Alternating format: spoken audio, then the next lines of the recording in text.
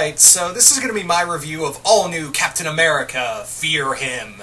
Now, this, if you're wondering what this is about, this is set in the Rick Remender run after the events where Captain America has lost the super soldier serum, and he's now an old man, and now Sam Wilson is just starting out as the new Captain America with the new Nomad as his sidekick. Who is the new Nomad, if you ask? It's Armin Zola's son from Dimension Z that Steve Rogers is raising as his own son, Ian Zola.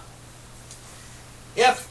So, right out the gate, if you haven't read a lot, you're going to have to know some of the Rick Remender run, and this is co-written by Dennis Hopeless. I think he's doing a lot of the X-Men now, but anyway.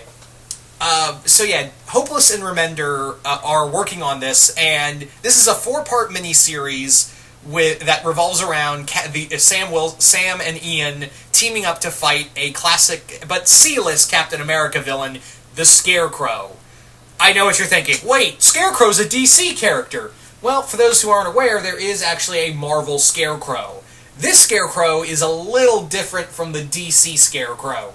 This one actually can project fear from his body and actually feeds on it. He physically feeds on fear, and he can actually project it from his body to cause, much like, Scarecrow's fear toxin, the Marvel Scarecrow can actually, he can make it as like it's a superpower. He's also a contortionist and he's also double-jointed and a professional contortionist. So, yeah, he's a lot more agile, and he can actually fight. He's actually also, in some iterations, impervious to pain, as well as he also has a great amount of strength to him. So even though he's mostly been a Captain America villain, which is odd because he doesn't scream Captain America villain, but he's also challenged more, Ghost Rider and Daredevil and Spider-Man, mostly a lot of street-level heroes. So anyway, so the story is that Cap and Nomad are just now starting out in their, superhero, their partnership. Ian is now Nomad, and he's still trying to learn about Earth, because, if you haven't read, the beginning of Rick Remender's Captain America, in that series, Ian was the son of Armin Zola, and Cap raised him from childbirth, from being a baby, and is now Steve's taken him as his adopted son. So the two Sam and Ian are still trying to learn to work together.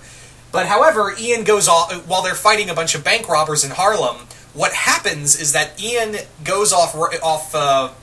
He doesn't follow orders and attacks one of the robbers and ends up getting captured by Scarecrow, forcing Sam to go underground and hunt down, find Ian and encounter the Scarecrow along the way.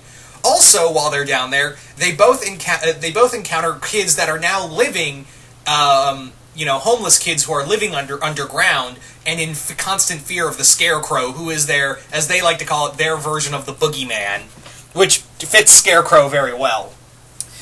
But anyway, now again, this comic is very heavy on the Remender run. So, yeah, you might want to know some of the stuff from Rick Remender's run to fully understand what's going on in this story. But again, this is before the Nick Spencer run, so yeah, more or less before the all-new, all-different Marvel Universe. It's a very cool story. Scarecrow's always been written a little inconsistent throughout the years, which is fine. I mean, I guess you could say all characters are a little written inconsistent. Sometimes he gets off on fear, other times he's a petty thug. In here, he's treated like the goddamn boogeyman that he should be, and he has these fear-inducing crows that are everywhere, and it's terrifying. I really like the banter between Sam and Ian, where they're stuck in this situation, and Sam has been exposed to this fear toxin, and it's driving him insane. It's not like Scarecrow's fear toxin, where actually it kinda is.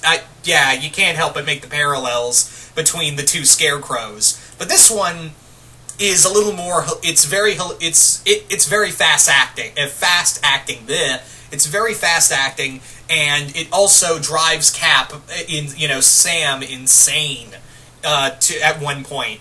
And Ian doesn't exactly, feel fear. He lived, if you've read the Dimension Z comics, the Dimension Z story arc, then you know that Ian quintessentially lived in a living hell. Yeah, no shit, he was, Armin Zola's son, so... yeah, you're definitely going to have some, you're not really going to be afraid of anything, really. And Scarecrow's really excited about this. He actually calls him his little unicorn, because he can't believe he found someone who has no fear, and he's really excited to figure out what makes a kid without fear afraid. So... yeah, the kids are really cool. I really like how in here they're not like your typical impoverished kids who are, they're sad because no one loved them. No, they're actually like, yeah, we don't care. We're safe here than we were with our foster parents. And, we've got, we study. It's not just play. It's, we study, we learn to read. It's all that. They're very self-sufficient, and they're afraid, since Sam's here, they're gonna, the cops are gonna be called on him.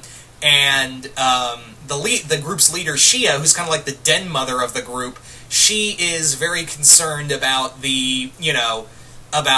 Sam calling the cops and, forcing them out. And Sam's like, no, I understand. I was kind of there at one point myself. You have to understand that Sam's life earlier in his days, he wasn't exactly he had his problems of his own until he met Captain America. It's also, one thing I want to mention real quick is that it's kind of weird that in this Scarecrow comic, it sounds like Sam doesn't know who Scarecrow is. He doesn't know who Scarecrow is, even though he's encountered him multiple times. And it's kind of funny, because Steve reads off his Wikipedia page, Scarecrow's Wikipedia page, and he's like, wait, hold on, are you reading off of the Wikipedia page? He's like, well, you wanted me to find information. But yeah, it's kind of weird, because Sam's encountered him multiple times. This isn't the first time. Hell, in the trade I own of this comic, they have the Avengers comic, which is actually during the Jeff Johns run of the Avengers. The issue where Scarecrow fights Sam fights Scarecrow, and yeah, they have that. And they've met before. This isn't the first time, Sam. You fought this guy. You've tangled with him on your own and with Cap. This isn't a new thing here. Anyway. All in all, it's a really fun comic. But again, I have to recommend it only if you've read... the dialogue in here is just beautiful, but again, I have to stress that unless you really read the Rick Remender run of Captain America, then you're going to be totally lost with this comic book. You're going to be totally lost on some of the stuff with Captain America. So, yeah, but if you are a fan of Rick Remender's run and really enjoying, Falcon Cap, I'm pretty much enjoying Falcon Cap, then I say, yeah, definitely give this a check out. Scarecrow's super creepy.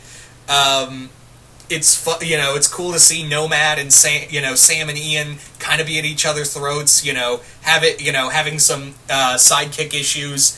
It's a very cool comic, and the artwork by I gotta remember the artist's name. Kradansky is just beautiful. I think the Kradansky's artwork is very well done. It has a tough grittiness that gives off the that same kind of level of eeriness that I think you need to give someone like the Scarecrow on a whole. But yeah, so yeah. Again, unless you haven't read Rick Remender's run, then I would suggest not buying this. But anyway, having said that, though, it's a very fun comic. It is a very good comic, and yeah, that's all I can really say. Anyway, so once again, hope you all enjoyed this, and I will see you guys later.